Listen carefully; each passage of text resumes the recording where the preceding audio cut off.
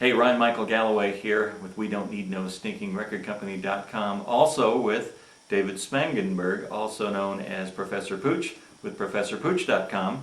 And the professor is very, very knowledgeable about entertainment law. And I want to jump off for a second, David, and talk to you if you're still there. We still got you? I'm here, thank you. Okay, good deal. Still want to talk to you a little bit further now. You, in the last post, you mentioned CSAC and you mentioned ASCAP and BMI. And a lot of folks don't know what those organizations do. Can you enlighten us? Yes, they are known as PROs, or Performing Rights Organizations. What they are there for is for airplay, usage, certain usage of your songs that you will get paid for. You know, it's nowadays in the United States, a lot of people don't realize this, but it's the writers and publishers that make money when songs are played on the radio, not the artists. And there's a big fight in Congress about this right now because in other countries, they also give money to the artists. But we'll talk about the United States right here now, because that's another large subject. And it's usage in all different kinds of ways, you know, whether live or taped, the usage, the airplay, live airplay of something, or recorded. So it's up to them to go collect money from those radio stations, or in some cases, I mean, I was on the call with ASCAP last week, and they said, oh, we even gather some money from usage on the internet.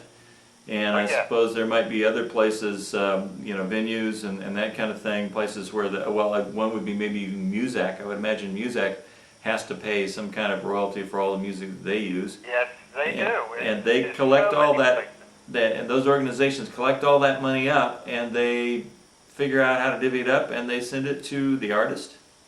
They send it directly to the writer and directly to the publisher. I'm sorry, not the artist. If you're a songwriter, that's the only time the publisher isn't paying you directly, is when BMI, ASCAP, or CSAC is sending the writer and the publisher each their share of the money. And by the way, check me on this, if you don't have a publishing company involved, you only get the writer side of the royalties, right? So well, you're only going to, if you don't have what'll happen is you might not, if you don't list it correctly, you're not going to get anything. You know what I mean? Good point. You have to have it all listed on your CD. You'll see a circle with a C. You know that you got to, and who you're with, BMI, ASCAP, or CSAC. I mean, people have to know there's some paperwork that must be taken care of so they can track it and actually pay you. Yeah.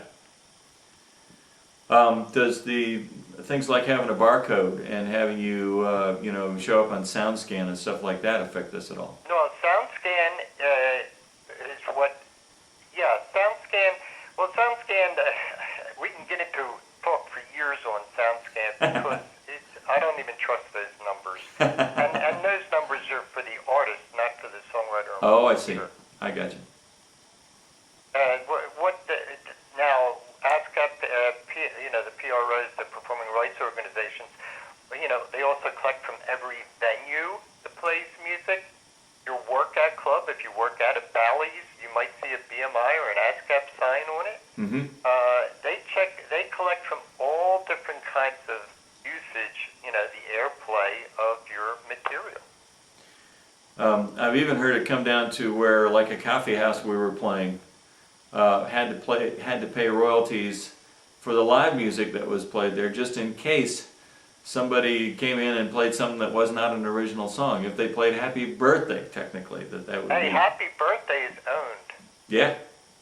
Somebody owns Happy Birthday, believe it or not. But, yeah, they pay a yearly fee. Yeah. Correction, they're supposed to pay a yearly fee right. if they play any music. Yep.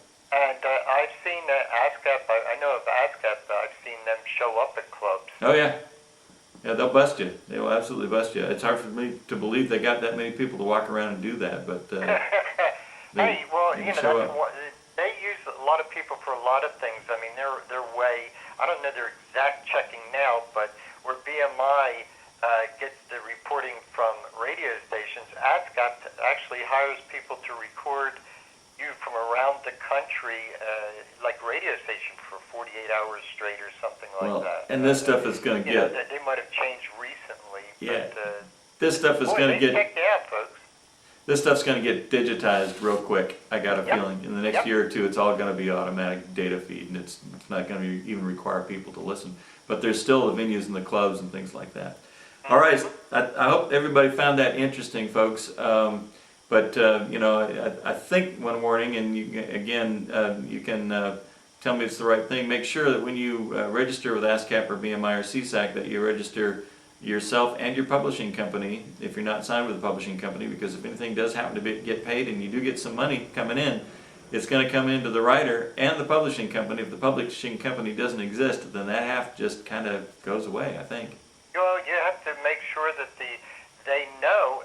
I mean, just signing with them is not enough. I mean, when you have any recording that's going to be released, even if you're selling it on MySpace or wherever, Reverb Nation, you know, they got to know that you, for each song, you have to put in a works form, a project form, for every recording of every song that's out there, so they can track it. Yeah, online you can register every single song, and, That's right. and you have It's to. easy. Yeah, it's not so hard. So awesome. Thanks, David. Appreciate you. You're quite welcome. Thanks for having me. I am Ryan Michael Galloway, and you're at WeDon'tNeedNoStinkingRecordCompany.com.